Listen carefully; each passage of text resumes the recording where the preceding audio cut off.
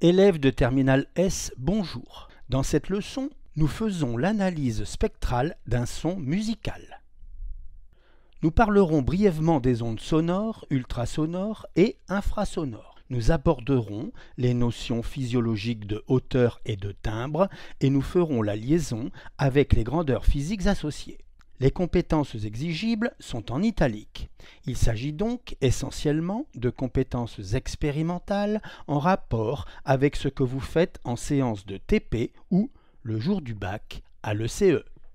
Voici un axe horizontal gradué en fréquence. À chaque fois que la fréquence est multipliée par 10, on se déplace de la même quantité sur l'axe.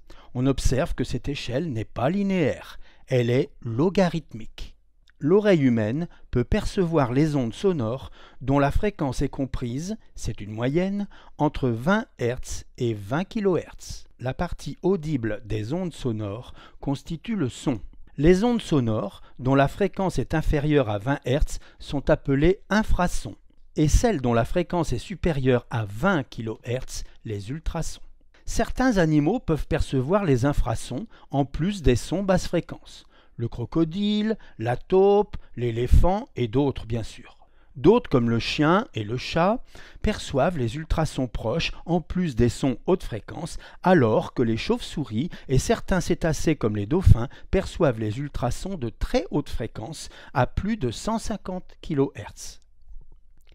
Dans cette leçon, nous allons écouter plusieurs instruments de musique jouer la note La3. Dont la fréquence fondamentale est 440 Hz. Commençons par écouter, enregistrer et analyser le son du diapason. Nous observons que le diapason émet une onde sonore sinusoïdale. À quoi ressemble le spectre en fréquence de Fourier? Nous observons un seul bâton à 440 Hz. La décomposition de Fourier du signal ne contient qu'un seul terme, donc une seule fréquence qu'on appelle la fréquence fondamentale. Un tel son est appelé son pur. Nous allons écouter, enregistrer et analyser les sons émis par chacun de ces instruments qui vont tous jouer la même note, La3. Commençons par la clarinette. La flûte, le violon. Nous observons que les signaux sont périodiques et ont la même période T.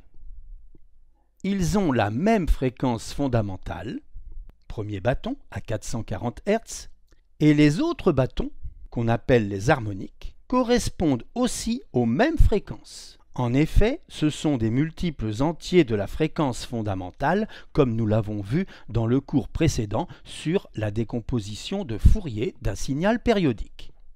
Résumons ce que nous venons de voir. Les instruments jouent la même note, les sons ont donc la même hauteur. Les signaux ont même fréquence fondamentale. Les fréquences harmoniques multiples de la fréquence fondamentale sont les mêmes. On peut alors se poser la question, y a-t-il une différence? Bien sûr, les spectres ne diffèrent que par les intensités relatives de ces harmoniques. Regardez les bâtons qui ont tous la même abscisse, ils n'ont pas tous la même hauteur. La traduction physiologique, c'est que les sons n'ont pas tous le même timbre. Ces spectres qui présentent des fréquences harmoniques contrairement au diapason correspondent à des sons complexes. Écoutons d'abord le piano jouer la note La2. Écoutons maintenant le La3. Sur le spectre du La3, la fréquence fondamentale qui est ici est égale à 2 fois la fréquence fondamentale du La2 qui est ici. Ou encore, c'est la même chose, est égale à la fréquence de la première fréquence harmonique du La2 qui est ici. Écoutons maintenant le piano jouer la note La4. On peut dire du La4 par rapport au La3 la même chose que ce qu'on vient de dire du La3 par rapport au La2. Du fait que les harmoniques sont de plus en plus séparées, on observe que les notes aiguës, dont la fréquence fondamentale est grande, ont moins d'harmoniques. En plus, Les harmoniques, s'ils dépassent 20 kHz, ne sont plus audibles. On en déduit qu'il devient plus difficile de reconnaître le timbre d'un instrument quand la fréquence fondamentale devient trop grande. Disons 2 mots de la correspondance physiologie-physique. Si on parle de notes graves, l'interprétation physique, c'est qu'il s'agit d'un son de fréquence fondamentale faible. Évidemment, la note aiguë, son de fréquence fondamentale élevée. Quand on parle de la hauteur d'une note, cela se traduit en physique par la fréquence fondamentale. Au timbre d'un instrument correspond l'idée de importance relative des fréquences harmoniques dans le spectre de Fourier pour les différentes notes.